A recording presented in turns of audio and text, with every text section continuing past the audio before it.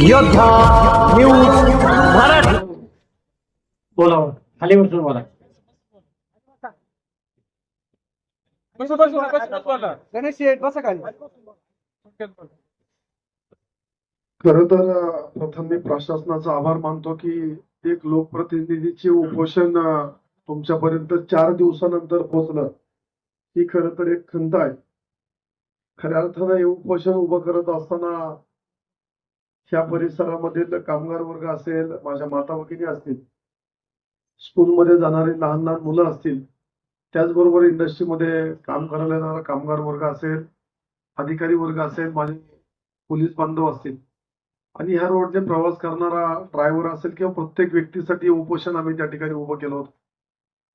मग अशा अण्णांनी उल्लेख केला, खरं तर हे कुठल्याही पक्षाचं उपोषण नव्हतं, तर ही आमच्या पालकमंत्री आदरणीय ताईंनी 2 दिवसामध्ये 3-4 वेळा त्या ठिकाणी चौकशी केली. ताईंनी त्या ठिकाणी खरं तर सांगितलं की मी पालकमंत्री म्हणून आणि खेड तालुक्याचं पालकत्व ज्यांनी घेतलंय अण्णा आणि आम्ही हे सर्व प्रश्न त्या ठिकाणी सोडू. आणि खरं तर अण्णांच्या आणि ताईंच्या आणि आमचे जिल्हाध्यक्ष या ठिकाणी आहेत, आमच्या आदरणीय पडेकर साहेब आहेत, आमच्या ताई या ठिकाणी ओलावे ताई आहेत, प्रांत अधिकारी आहेत त्या ठिकाणी, एमआयडीसी आरो साहेब आहेत, पोलीस अधिकारी आमचे सूर्यवंशी साहेब आहेत, सर्वच मान्यवर मंडळी या ठिकाणी उपस्थित राहतात. खरं तर हे उपोषण खऱ्या अर्थानं शासनाला जाग यावी. आमच्या असंख्य तरुण या रोडला या ठिकाणी मृत्युमुखी पडले. कित्येक जणांचे परिवार उद्ध्वस्त झाले म्हणून खऱ्या अर्थानं हे उपोषण करण्याची वेळ आमच्या सर्व कार्यकर्त्यांवरती या ठिकाणी आली. आणि 4 दिवसापूर्वी या ठिकाणी एक मीटिंग ह्या मॅरिट हॉटेलला झाली. खरं तर राज्याच्या उपमुख्यमंत्री आमच्या पालकमंत्री आदरणीय ताई आणि अण्णांना आणि खरं तर साहेब माझे एमआयडीसी अधिकारी किंवा प्रांत साहेब तुम्हाला या ठिकाणी विनंती होती की आम्ही या ठिकाणी या भागाचं नेतृत्व करतो. अण्णा कित्येक वर्ष या भागाचं नेतृत्व करतात. तुम्हाला 1% त्या ठिकाणी वाटलं नाही की ज्यांना ज्यांना या प्रश्न या ठिकाणी भेडसावतात, समाजातील प्रत्येक घटक खरं तर आमच्याकडे येऊन प्रश्न विचारतो. आम्हाला कुणालाही तुम्ही त्या ठिकाणी मिटिंगला बोलवलं नाही, आम्हाला प्रश्न विचारले नाही. खरं तर 73 जिल्हा परिषद सदस्यापैकी 1-2-3 जिल्हा परिषद सदस्य सोडले. मला वाटत नाही की असे प्रश्न सर्वांचे असतील. आमचे प्रश्न वेगळे आहेत, आमच्या अडीअडचणी वेगळ्या आहेत. आमचा 50% महसूल तुम्ही नेला. माझ्याकडे आकडेवारी तुम्ही 2 दिवसापूर्वी दिली. 213 कोटी रुपये तुम्ही आमच्यावरती खर्च केले, मला त्या ठिकाणी विचारायचं होतं. आणि दत्ताभाऊंनी परवाशी तुम्हाला त्यांच्या प्रस्तावनेमध्ये सांगितलं सगळे मिळून 342 किलोमीटरचे रोड त्या ठिकाणी आहेत. तुम्ही ठरवलं ना सर, तुम्ही जो काही महसूल जमा करता अगदी 6 महिन्यामध्ये रोड पूर्ण होतील. देशाचे नेते आदरणीय गडकरी साहेब सांगतात की आम्ही रोजचे 100 किलोमीटरचे रोड बनवतो. माझ्याकडे काही काही ठिकाणचे वर्क ऑर्डर आहेत. 1-1 किलोमीटरचा रोड बनवायला तुम्ही एका वर्षभराचा कालावधी त्या ठिकाणी दिला. कुठेतरी आमच्यासारख्या लोकप्रतिनिधीला प्रश्न पडतो, तुम्हाला नक्की चाकण बदनाम करायचे का चाकणची सुधारणा करायची, हा प्रश्न आमच्या समोर पडतो.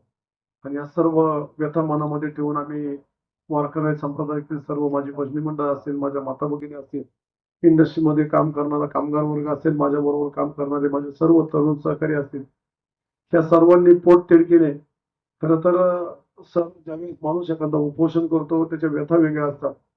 आणि आज माझ्या मनामध्ये माझ्या सर्व तरुण सहकाऱ्यांच्या मनामध्ये ज्या व्यथा आहेत, ज्यावेळेस 4 दिवस तुमच्या पोटाला त्या ठिकाणी वेळा पडेल, तुम्ही त्या ठिकाणी पोटतिडकीने उपोषण करता, त्या दिवस खरं तर त्या माणसाच्या वेदना वेगळ्या असतात. तुम्हाला 4 दिवस आमच्या सर्वांच्या वेदना कळाल्या नाही. ह्यावरून कळतं ज्यावेळेस तुमच्या रोडवरती एखाद्या माता भगिनीचं कुंकू पुसलं जातं, तिच्या व्यथा काय वाईट असतील, त्यात खरं तर तुम्ही त्या ठिकाणी एकदा जाणून पहा. त्यावेळेस तुम्हाला सर्व अडीअडचणी कळतील.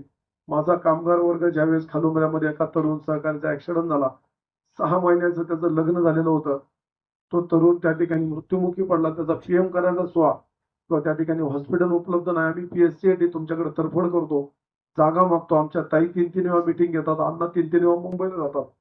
त्या व्यथा ज्यावेळेस तुम्हाला कळतील त्यावेळेस तुम्हाला कळेल. जेबीएम मध्ये मागच्या आठवड्यामध्ये आम्ही जागा पाहण्यासाठी तुम्ही पाठवलं, पीएमआरडीची जागा म्हणून आम्ही त्या ठिकाणी व्हिजिट केली. आणि ज्यावेळेस ऍक्च्युली जागेवरती पोहोचलं तर आम्हाला कळालं 4 वर्षापूर्वी जागा एमआयडीसीने त्यांना विकून टाकली. ह्या व्यथा ज्यावेळेस तुमच्या सर्वांच्या समोर येतील, सर्व संस्था एका जागेवरती बसतील, त्यावेळेस अडचणी कळतील. खालुंबऱ्याला अक्षरशः स्मशानभूमी सुद्धा तुम्ही ठेवली नाही. आमच्या खरावडीला कचरा टाकायला जागा ठेवली नाही, अख्खं गाव दोराखाली असते. आमची वासोली ग्रामपंचायत त्या ठिकाणी कचरा टाकायला जागा नाही. अशा असंख्य व्यथा आमच्या सर्वांच्या आहेत. त्या व्यथा जर जाणून घ्यायच्या असतील कुठेतरी लोकप्रतिनिधींना विश्वासात घेतलं पाहिजे. त्या ठिकाणी आमच्या सुनीताताई जिल्हा परिषद सदस्य, मी जिल्हा परिषद, आमचे पंचायत समिती सदस्य आहेत, आमचे अण्णा आहेत. तुम्ही अक्षरशः त्या दिवशीची जर मिटिंग पाहिली तर अण्णांना बसायला खुर्ची ठेवली नव्हती. अशा जर गोष्टी जर तुम्ही उद्याच्या काळामध्ये जर घडवल्या, दादांवरती त्या ठिकाणी टीका केली गेली. जो माणूस पाठ या ठिकाणी येतो, व्हिजिट करतो, तुम्हाला पैसे देतो, तुम्ही ते पैसे खर्च केले नाही आणि आज दादांच्या नावाने तुम्ही ओरडता, या गोष्टी खरं तर आमच्यासारख्या कार्यकर्त्याला त्या ठिकाणी दुःख देतात. ताईंनी मला 3 दिवसापूर्वी विनंती केली की उपोषण करू नकोस, परंतु मी ताईंना व्यथा सांगितली. पालकमंत्री म्हणून आम्हाला तुम्ही त्या ठिकाणी अपेक्षित होता. तुम्ही जर त्या खुर्चीला खुर्ची देऊन त्या ठिकाणी उपस्थित असतात, आम्हाला त्या व्यथा वाटल्या नसत्या. ही जी गोष्ट आहे, ह्या ज्या गोष्टी सर्व घडल्यात त्याच्या मग असंख्य कारण आहेत. मी तुमच्या ऑफिसला 4 वेळा घेऊन गेलो, अण्णांनी मुंबईला 4 वेळा मिटिंगा लावल्या. तुम्हाला त्या ठिकाणी त्या गोष्टी काही गरजेच्या वाटल्या नाही म्हणून इतक्या सर्व गोष्टी आम्हाला आज अंगावरती घ्यायला लागल्या. खरं तर मी आज उपोषण अण्णांच्या आणि ताईंच्या माध्यमातून स्थगित करत आहे, परंतु हे उपोषण संपणार नाही. हे आमच्या ग्रामस्थांचे प्रश्न त्या ठिकाणी संपणार नाही. आज खरं तर आमचे सर्व तरुण सहकारी वारकरी संप्रदाय सर्वांनी मला पाठिंबा दिला. असंख्य ग्रामपंचायतनी पाठिंबा दिला, असंख्य कामगारांनी पाठिंबा दिला, असंख्य कंपन्या त्या ठिकाणी मला पाठिंबा देण्याच्या निमित्ताने या ठिकाणी आल्या, असंख्य शाळा आल्या. सर्वांच्या व्यथा तुम्ही या ठिकाणी फिरून घ्या. त्या ठिकाणी एकदा लोकांमध्ये जा, लोकांच्या किती त्या ठिकाणी भावना दबलेल्या पहा, तेव्हा तुम्हाला कळेल की माझा शाळेत जाणारा एक लहानसा मुलगा ज्यावेळेस 3-3 तास ट्रॅफिकमध्ये, ज्यावेळेस त्याला भूक लागते, तो त्या ठिकाणी ट्रॅफिकमध्ये गुंततो, त्यावेळेस त्याच्या काय व्यथा आहेत ह्या जाणून घ्या. त्यानंतर तुम्हाला या ठिकाणी कळेल. माझे पत्रकार बांधव मागच्या 4 दिवस या ठिकाणी बसून आहेत, त्यांनी काल या ठिकाणी बसून मला पाठिंबा देण्याचं कारण असं आहे की जो आपण म्हणतो ना की आपण समाजामध्ये आवाज फोडणारा जो काही एक मोठा खांब आहे, खांबही याच्यामध्ये कुठेतरी दाबले गेलेला आहे. प्रत्येकाच्या परिवाराच्या व्यथा आहेत, प्रत्येकाच्या समाज घटकाच्या या ठिकाणी व्यथा आहेत. ह्या सर्व जाणून घ्या. मला एमआयडीसी या ठिकाणी बाहेर पाठवायची नाही, परंतु तुम्ही एमआयडीसीला जोडणारे जेवढे मार्ग आहेत तेवढे मार्ग चांगले करा. एमआयडीसीने चांगल्या पद्धतीच्या सुखसुविधा द्या. आम्ही सदैव तुमच्या बरोबर राहू. आणि खरं तर ताईंनी 2 दिवसापूर्वी जी काही रिक्वेस्ट केली, अण्णांनी मला या ठिकाणी रिक्वेस्ट केली, मी प्रत्येकाच्या शब्दाचा मान या ठिकाणी ठेवतो. जिल्हाध्यक्ष या ठिकाणी आले, आमचे जिल्हा परिषदचे सगळे सदस्य आले, आमच्या या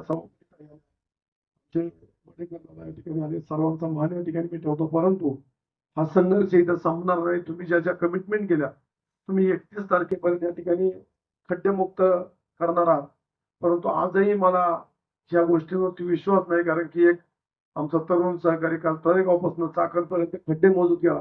आजही 750 खड्डे रोडला त्या ठिकाणी घातक आहे. चुकीच्या पद्धतीने मिटिंग घेऊन हे प्रश्न सुटणार नाहीये. तुम्ही 10 महिन्याची डेडलाईन दिली, या 10 महिन्यामध्ये प्रश्न सुटणार नाही. कुठेतरी सर्व डिपार्टमेंट एकत्र घेऊन हे सगळं संपवावं लागेल. ज्या दिवशी आदरणीय आमच्या ताई या ठिकाणी मिटिंग घेतील त्या ठिकाणी आम्ही सर्व व्यथा मांडू. तुम्ही आमचा किती रुपयाचा टॅक्स तुमच्याकडे ठेवलाय, की आपण व्यथा आम्ही तुमच्याकडे त्या ठिकाणी ठेवू. हो, असे असंख्य प्रश्न एमआयडीसीचा हा खांब जो हलतोय ना, हा मागच्या 4 दिवसापासून मी पाहतोय. खूप व्यथा आहेत. एमआयडीसीच्या सर्व गोष्टी संपणार नाहीत. एमआयडीसीने फक्त भूसंपादन केलं, भाऊच्या तिथं 2 रोड 90 डिग्रीमध्ये टाकलेत. असंख्य तरुण उद्याच्या काळामध्ये त्या ठिकाणी दगावणार आहेत. असंख्य तरुण आतापर्यंत आम्ही 550 लोक मेले तरी आतापर्यंत प्रशासनाला जाग आला नाही. त्यामुळे माझ्यासारख्या कार्यकर्त्यांना उपोषण करायला लागलं. निश्चित ह्या उपोषणाला आम्ही सर्वजण, माझे सर्व तरुण सहकारी स्थगिती देतोय. उपोषण थांबवणार नाही. उद्याच्या काळामध्ये मोठ्या प्रमाणाचं आंदोलन उभं करण्याचं काम आम्ही, जर तुम्ही प्रश्न सोडवले तर निश्चित त्या ठिकाणी करू, असं या ठिकाणी माझ्यासारख्या कार्यकर्त्यांना वाटतं. तुम्ही सर्वजण या ठिकाणी आलात, असंख्य घटकांनी मला पाठिंबा दिला. मी सर्वांचा मनापासून धन्यवाद व्यक्त करतो. या ठिकाणी सांगतो धन्यवाद. धन्यवाद. मान्यवर त्याचप्रमाणे देवस्थानचे विश्वस्त उमेश भाऊ मोरे, त्याचप्रमाणे भंडारडोंगर देवस्थानचे उपाध्यक्ष विजूभाऊ बोत्रे भाऊंना विनंती, आपण या ठिकाणी या. उमेश भाऊ यावं. त्याचप्रमाणे वारकरी संप्रदायामध्ये काम करणारे सर्व आपल्या सहकाऱ्यांना विनंती, आपण गणेश भाऊंचं उपोषण सोडण्यासाठी अण्णांच्या समोर त्या ठिकाणी व्यासपीठावरती या.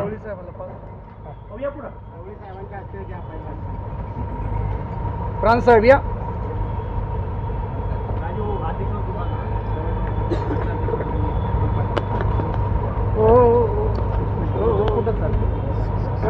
एक मिनिट तुम्ही घेतो ना, बसून घेणार आहे तू.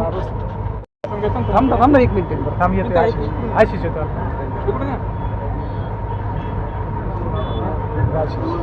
बसून घेऊ अण्णा चालले अण्णा थांबा हो, अण्णा थांबा अण्णा 2 मिनिटं अण्णा थांबा अण्णा 2 मिनिटं एक बाईट घ्यायची. बाईट घ्यायची. मी योद्धा न्यूज मराठीचा संपादक नारायण मनोहर सूर्यवंशी. रोजच्या खात्रीशीर बातम्यांसाठी पाहत रहा आमचे न्यूज चॅनल.